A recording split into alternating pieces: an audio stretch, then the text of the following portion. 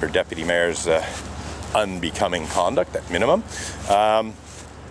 And she essentially refused to answer, so I asked Leonel Perez, and he essentially brushed it off.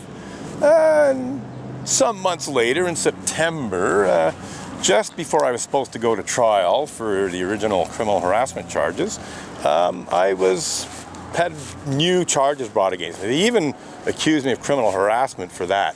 In addition to breach of conditions, they were trying to pretend it was criminal harassment for me to ask Valerie Plante a question about her less than honest and less than ethical deputy mayor's unbecoming conduct, as it were. So, yeah. Anyhow, Marlo Turner Ritchie, I think that's her name. Something like that, maybe Ritchie Turner. I saw her outside the church last Sunday, but I wasn't quite sure who it was. So I got a better look at her today, and I had actually been meaning to send her an email, just sort of to bring her up to date with things.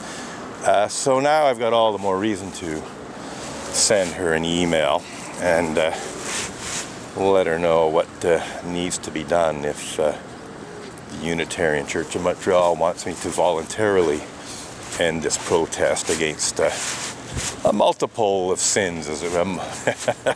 So anyhow, that was well worth coming back for. Glad I stuck around. And I see that I misread the time. It's counting up, not down. I have another camera that counts down. So we still got about 10 minutes of recording time left, even a bit more, 11 minutes. So we'll continue protesting. I suppose the battery seems to be okay, you know, but you never know. There's always some technical issues, but this is a replacement for my camera that was failing on me. So should be more reliable than the one I was using between 2016 and last Sunday. Anyway, very glad that I was able to give the president of the board of the Unitarian Church of Montreal a piece of my mind. And what's interesting is Marlo Turney Ritchie, or Ritchie Turner, is very much on the defund the police bandwagon, and yet here she is, you know, trying to shut down a protest against clergy abuse that includes pedophilia and rape by calling in reports to the SPVM.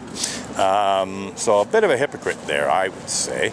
I think I will be raising that issue, because she's not the only Montreal Unitarian who's on the defund the police side of things, you know, going on and on about defunding the police, and which I'm not against, by the way. I don't mean completely defunding or abolishing. I'm talking about, you know, reducing the police budget and putting it to, you know, social programs and so on that would help to prevent crime.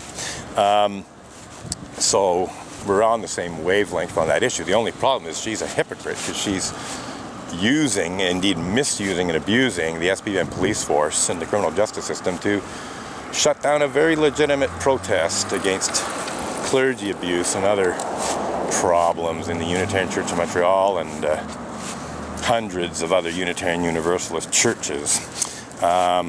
So yeah, two-faced hypocrite. Which brings me to a picket sign I had back in the day which said Church of the Two Faces.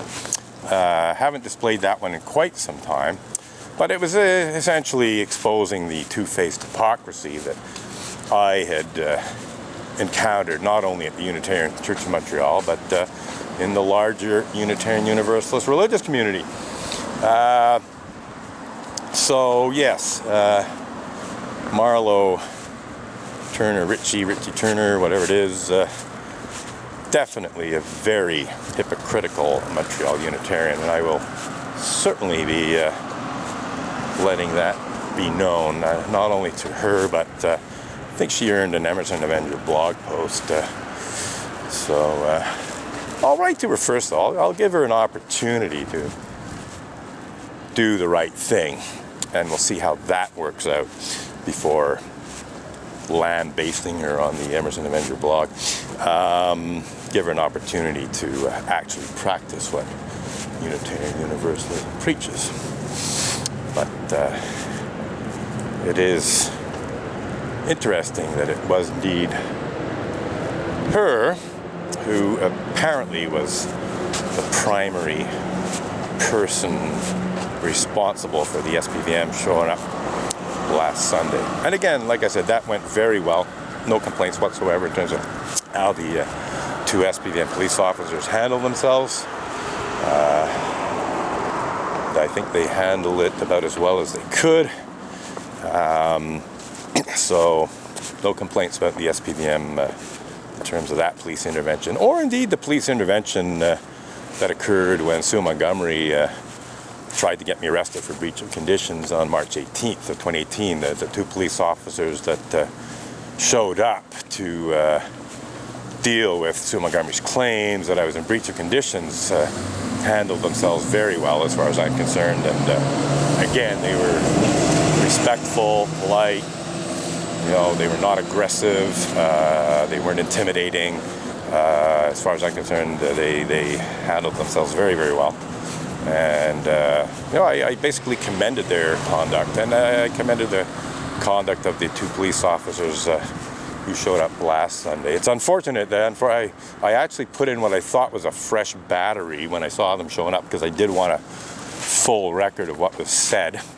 But unfortunately, I accidentally put in a battery that wasn't properly charged or was perhaps defective, and the recording ended after about a minute, so I only got the beginning of the interaction, which lasted, I'd say, at least 10 minutes, maybe 15 or so. It would have been good to have a record of SPVM police officers acting in a manner that was polite and respectful and not in any way intimidating and so on, and just trying to be reasonable, essentially. So unfortunately that wasn't recorded, because I would have definitely put the whole recording up if I had been able to. In fact, I can say that in terms of unprofessional SPVM police officers interacting with me in terms of my protest here, I can't say there's been unprofessional, intimidating, ridiculous intervention since, I'd say, 2016. Now that's partly because my protest was shut down, but certainly since 2016, in terms of my protest here, the interactions have been generally at least competent and professional, but I'd say even genuinely respectful. So that's a good thing, and hopefully it'll stay that way. I even commended the group intervention police officers who arrested me at Montreal City Hall in December 2017 on the well, they told me I was being brought in for questioning, but it turned out I was being arrested for criminal harassment, or alleged criminal harassment of Sue Montgomery. But obviously, they told me that I was being brought in for questioning by a detective, and that didn't quite happen. But they were very, again, non-aggressive, respectful, even curious. They were wondering like what was going on. They were asking me like what it was all about and so on. So when I was able to go back to city council meetings to ask that fateful question later in March 2018, I commended them for their gentlemanly behavior publicly at the city council meeting. So looks like they probably shut off the bubble machine and see what happens with the balloons, but I guess eventually someone's going to come out and take the balloons. But we're pretty well done here. I think we've had a very good protest today. I'm think it was definitely worthwhile to come back and protest for another hour or so while they're having their meeting. Did have some interesting interactions. I see that we're at 27 minutes and 30 seconds of recording time, which leaves 2 minutes and 30 seconds. So they're bringing in the bubble machine. I guess they'll take in the balloons.